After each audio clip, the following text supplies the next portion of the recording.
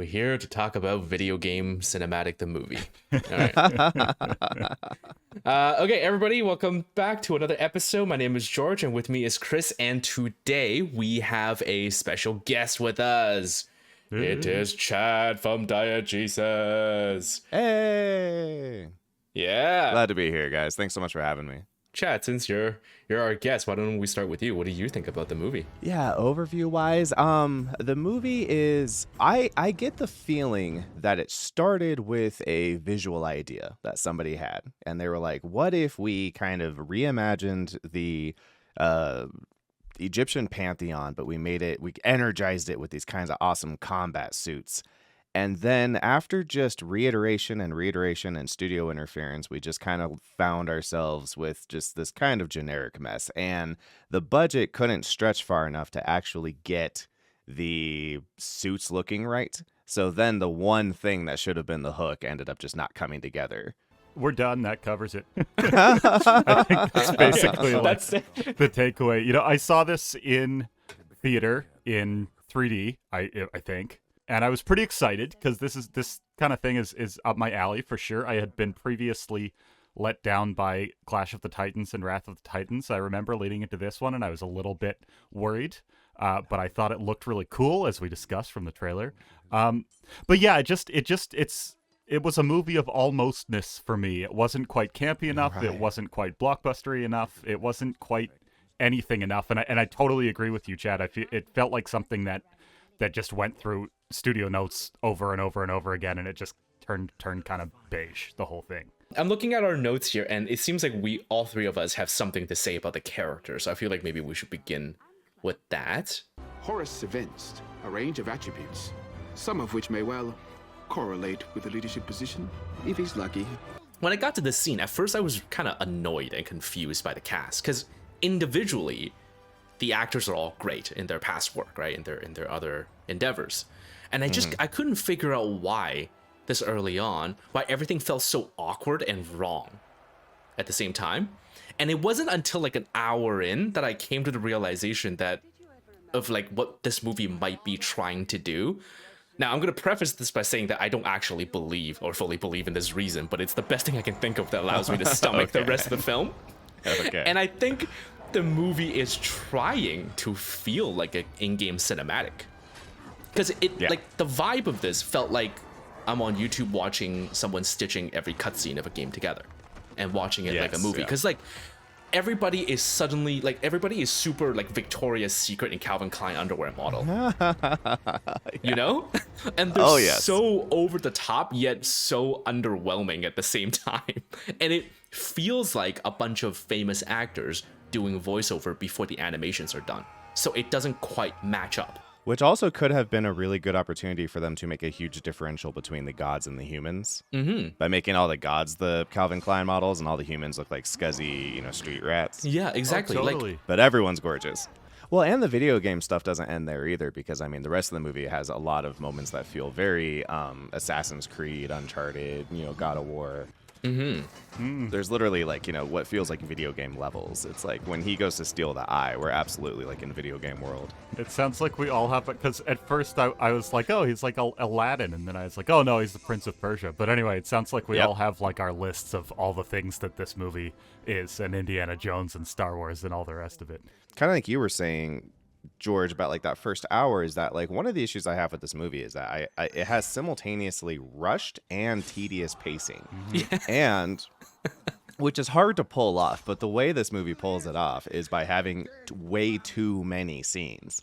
So because there's so many scenes, every scene flies by, but because there's so many of the scenes, the movie's still 2 hours long. What happens is in the beginning here, like what we're looking at on screen right now is I've already, at this point, had a couple of times where I was like, wait, we're already here? Oh, wait, we're already here? Yeah. So one of my notes is, I think, here we go. At like 7 minutes and 50 seconds, I wrote down, like, we're already done with the quaint get-to-know-you scenes with the main cast. If you want to like these people, then you better like them already, because this is we've already passed the point of like, oh, here's what they're doing and here's what their life is like before all the action starts, because that stuff starts quick.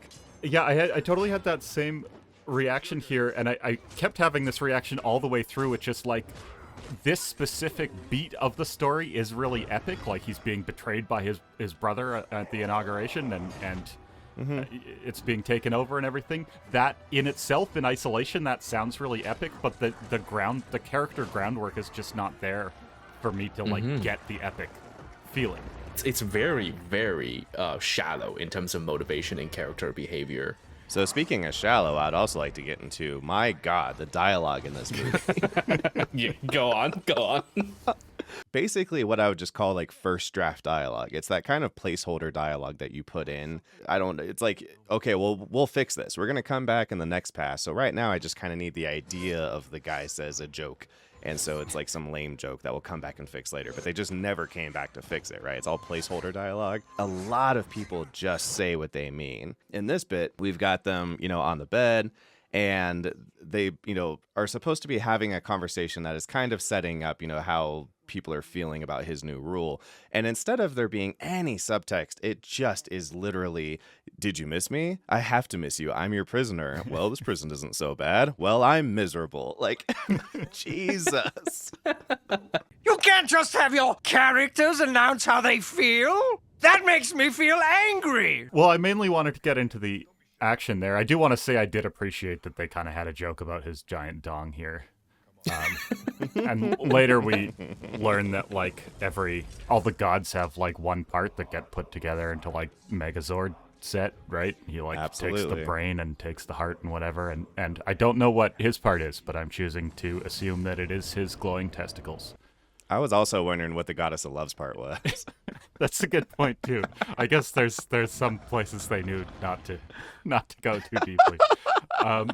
I guess I just wanted to say about the sex and the sexiness. Obviously, one thing is like you said, everyone but the women especially are just in these absurd costumes with outrageous cleavage.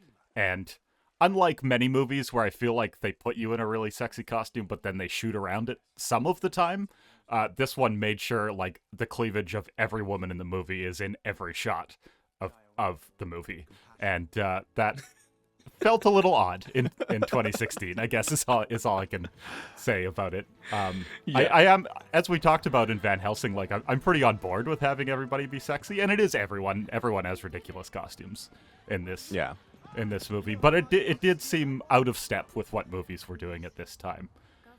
Well, and for how kind of family-friendly the movie to an extent really is. Which reminds me, if you're interested in listening to the full-length discussion of this episode, you can find it on our Patreon. The link is on screen and in the description down below. If you go over there, you will get the entire recording in an audio format like a podcast. Check it out, support us, help us keep doing this. We really appreciate it.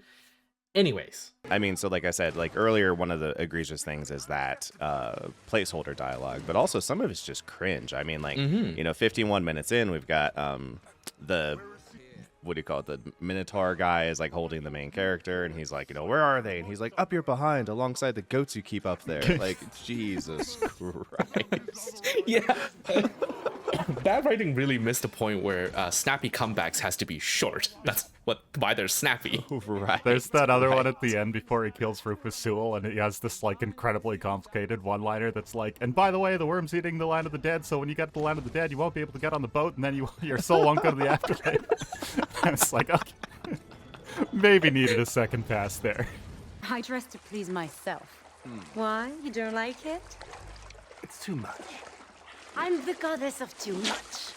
This is a great example because if you look, everybody in the scene in the swamp is at roughly calf level in the swamp, including the human. Right.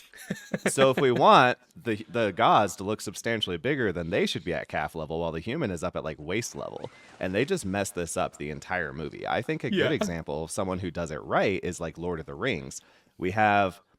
What we do is we want Gandalf to look like a normal sized person and the Hobbit to look small.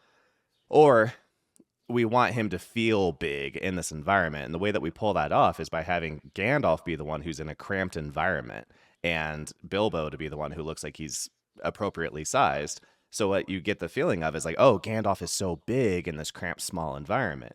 But what they do with these gods all the time is that the scale is almost always something you can't relate to. How big are these trees? You know? So it's like the environments are often like temples and things that are appropriately sized for the gods. So we never really get the feeling that the gods are huge. It always just feels like the humans are hobbits. Well, I did really want to praise the visual concepts. I did love the just absolutely epic scale of everything that was happening, and I did think, even while it didn't always look good, just the like design of stuff and the design of the visuals, the design of the temples, all of it was pretty cool. I kind of have a soft spot for that being, and I know we disagree on this, George, but even like Episode 1, Star Wars Episode 1 makes me kind of happy too.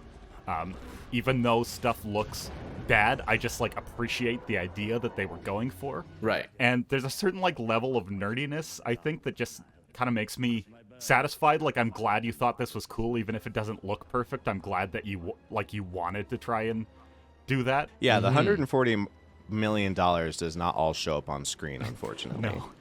Well, I mean, I guess it's the same problem. There's so many of these cool designs, but none of them gets used that well or consistently enough. Because, like, we have 2 giant snakes. Yeah. Do they do anything different, really? Right. Why have 2 Yeah. then? Why not just make one better? Right? You have the gods with all these various chromatic suits of armor. Do they really do anything different? The other thing is, I also feel like I brought this up as well, is how like the whole thing has such a real, like an extremely Western lens as a whole anyway. Furthering the idea that they didn't really care to try to cover things. I don't even want to just say accurately, because obviously, you know, they look like Goldar, that's fine. But just they almost were embarrassed of the Middle Eastern kind of roots that it has, because it's like Set just feels like an allegory for Satan, and they go up to talk to Father God with Osiris, and he's like, you know, do you even know what's happening down there? You know, it's like, why have you abandoned me? You know, you love Jesus more than you love me with, you know, Horus. And it feels like they were almost concerned that like, well, Western audiences won't get it unless it has a very Western bent as a whole. So the idea that they're also not really covering the gods to fit with like what, you know, facsimile would have transferred on screen to make them feel kind of more accurate, it feels like that's more of that, where they're kind of like, you know what, we just have to like make name references and that's it, and everything else needs to fit into just a normal superhero story. Yeah, I makes me wonder what people of Egyptian descent think about this movie. I did read in the IMDb trivia that it was renamed Kings of Egypt for its release in Egypt, for whatever that may mean. Yeah, interesting. Very interesting. I want to tell you one other thing that I read in the IMDb trivia. So there's a reason that it's lettuce that Chadwick Boseman has in the one scene, and the lettuce is a reference to a real incident from the contendings of Horus and Seth, which is what this is based on, I guess. And here I present the story for your entertainment in a briefly truncated form. So Seth is trying to prove his dominance, obviously, over Horus, and the way that he does this is by seducing him and having sexual intercourse with him. However, Horus cleverly places his hand between his thighs and like catches Set's semen so it doesn't go into his body, and then he throws it away in the river so that he hasn't been inseminated. And then knowing that lettuce is Set's favorite food, he spreads his own semen all over some lettuce, which Seth then eats. And then they go to the gods to try and settle the argument over the rule of Egypt. And first Seth is like, behold my claim of dominance, my semen. And he calls his semen forth, but it just comes out of the river. And then Horus is like, behold my claim of dominance, my semen. And he calls his semen forth, and it comes out of Seth. So now he's dominated Seth because it's inside him. So they have taken some creative liberties with the source material. No, but again, that's exactly what I'm talking about. That's that kind of stuff that they're like, the Western audience would never accept this, so let's just turn it into the Avengers. There's a lot of white folks in this movie. Yes. Yeah. It's not all of them, but there's a weird amount. And what I finally came up with, very much like George with his cinematic theory, is this is my wild conspiracy theory, that this movie is actually Egypt world, like Westworld. And all these white folk are just businessmen who are coming to play gods. And the guy who played Set is one of the new partners, and he just ruins the trip for everybody. He just takes it way too seriously, becomes a big old jerk, and ruined everyone's vacation. I'm sold. The whole movie makes sense as soon as you realize that. Oh, that's why the sets look like Disneyland sets. You know, that's why they got the big crazy suits. I would have cheered for that reveal. And Brenton I Thwaites know, is right? like the young junior executive who, yeah, absolutely. That would have been incredible. The last like 5 minutes is them just like getting back on the plane. Just waking up in Inception. Everyone's Right, like exactly, awkwardly right. avoiding Gerard Butler. Everyone hates him now. I mean, I would take that any day over Gerard Butler being African. Oh, well, I mean, Nikolai Coster-Waldau is maybe one of the whitest people who's ever existed. I mean, he's definitely a Northman. He could have been in The Northman. This one. No, it's that one. No, it's this one. I struggled with who the main character, like how to connect to the main characters, because Horace is the main character, but I have trouble like connecting with a god. I guess like if I wouldn't gonna say put that a so human next to confidently. him, I kind of feel like the human kid is the main character. is the main character, yeah. Well, because he's the one that like we can relate to because he's the human, and maybe that was their concern, is like you said that people won't be able to relate to a god, so we need a human in there.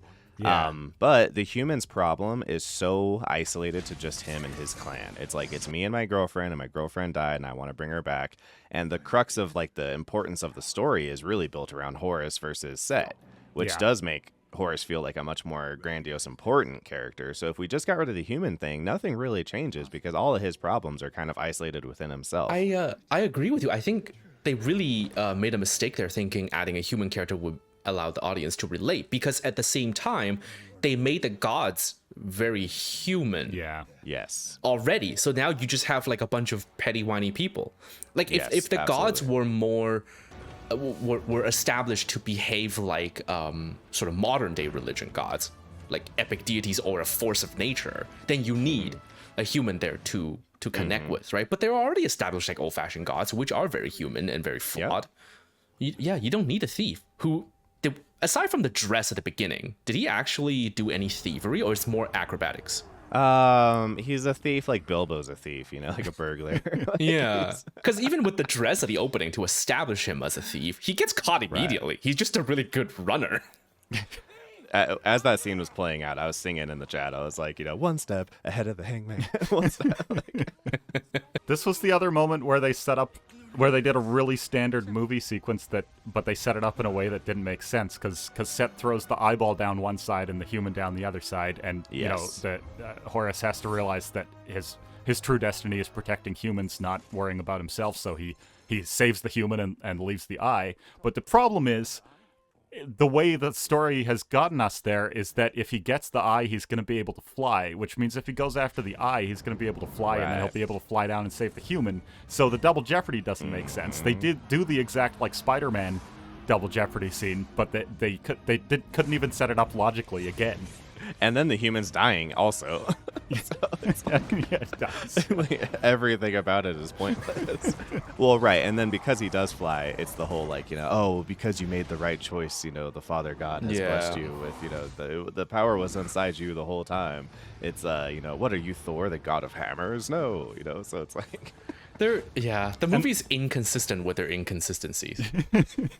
Everything about his realization and saving the human and his belief and he can fly again, that all happens, but none of it told me like how he actually got better at fighting and was able to beat him at the end. Because the fight, to me, the fight looks the same at the end as it does at the start. It's just two CG birds like whipping around in space and slamming into each other, and then he just wins.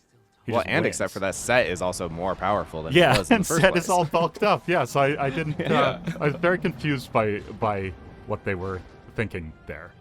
By the way, Apophis is going to eat the land of the dead. You'll never make it to the afterlife now. What?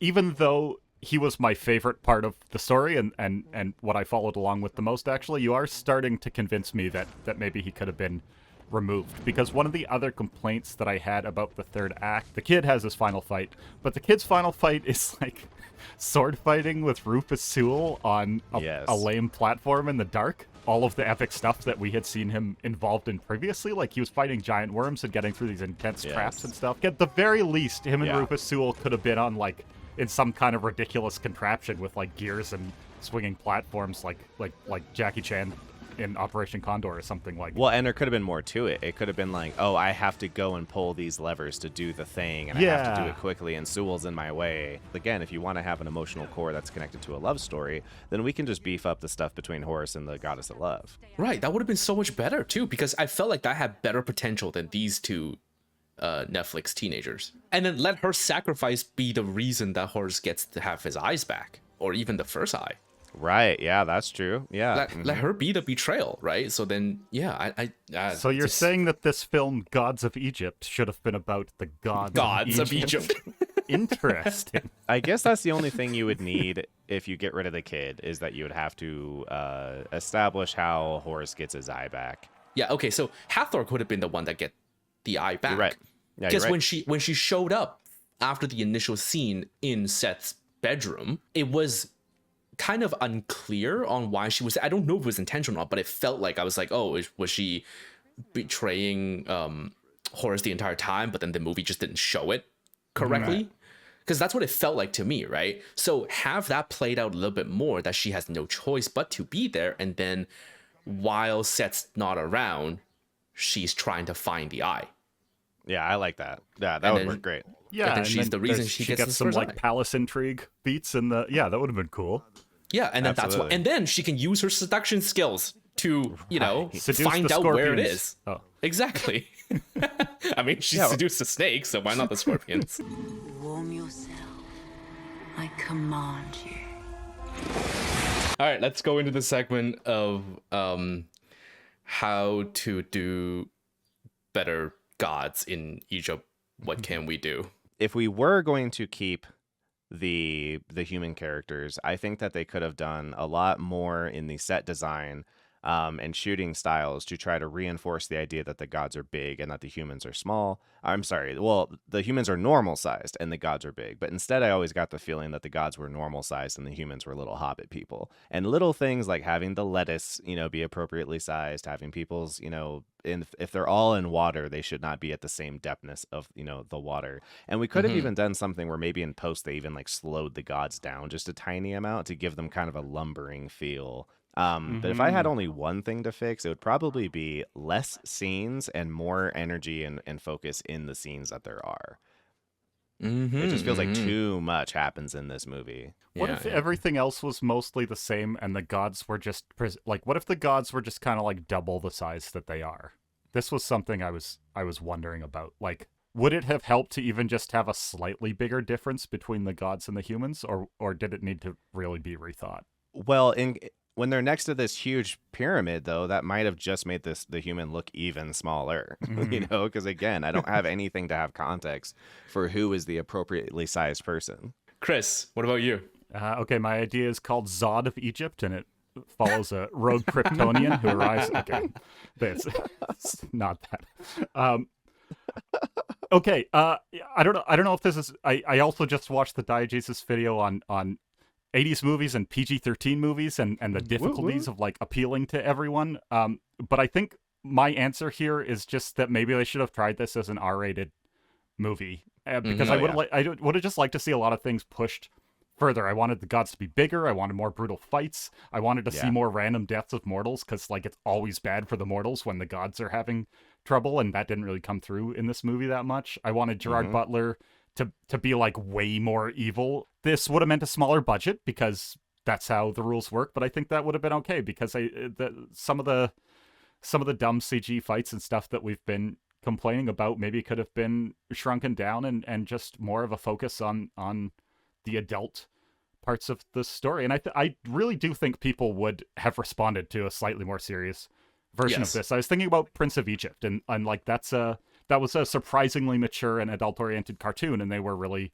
rewarded for it. And I feel like this could have been a surprisingly adult-oriented blockbuster, and it maybe would have worked. The R rating, like you said, may have come with a slightly smaller budget, but we also could have saved money on the CGI if you just did an actual like practical effect of ripping a brain out.